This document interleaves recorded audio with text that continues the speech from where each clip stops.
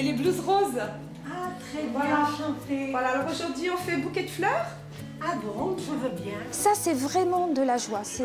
Ça sort du cadre hospitalier, c'est une animation permanente. Même s'il y a des familles, il faut savoir qu'il y a beaucoup de patients ici qui n'en ont pas, ou peu, ou dont les enfants sont éloignés, très éloignés. Ça ne veut pas dire qu'il n'y ait pas de présence humaine et affective, mais ils ne sont pas présents physiquement. C'est un apport pour le patient, encore une fois, une bouffée de joie, une bouffée d'oxygène, une bouffée de vivre et de rire. C'est un regard différent pour l'institution, parce qu'elles n'ont effectivement pas ce regard médical, ce qui va nous permettre parfois de voir d'autres problématiques qui vont s'afficher plutôt avec elles qu'avec nous. Et puis, c'est un besoin pour l'institution, parce que de les voir joyeux, ça nous rend aussi joyeux. Et ça permet aux soignants d'avoir un autre environnement. C'est ce que vous vouliez? Ah, c'est super alors.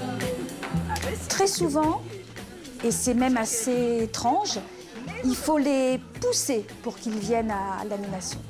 Mais alors, une fois qu'ils y sont, ils ont oublié leur journée, ils sont oubliés qu'ils sont à l'hôpital.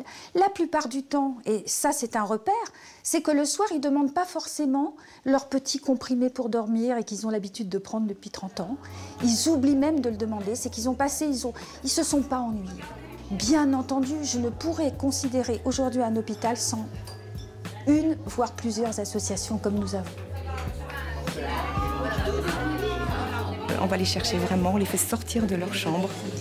On les amène ici à la salle à manger pour les mettre en relation, leur permettre de rencontrer d'autres personnes, de ne pas rester seuls.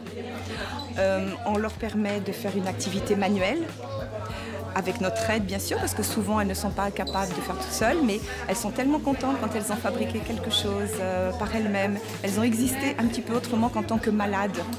Les bénévoles nous apportent, que vous dire, des bonnes choses, parce que je veux dire, ça nous occupe d'abord. Un bon après-midi, et puis elles sont gentilles. Vous pourrez l'emporter dans votre chambre, souvenir. Voilà. Et puis la semaine prochaine, on proposera d'autres activités. Ça coupe vraiment la journée en deux. Vous voyez, ça permet d'être occupé. Je ne peux pas penser à son mal.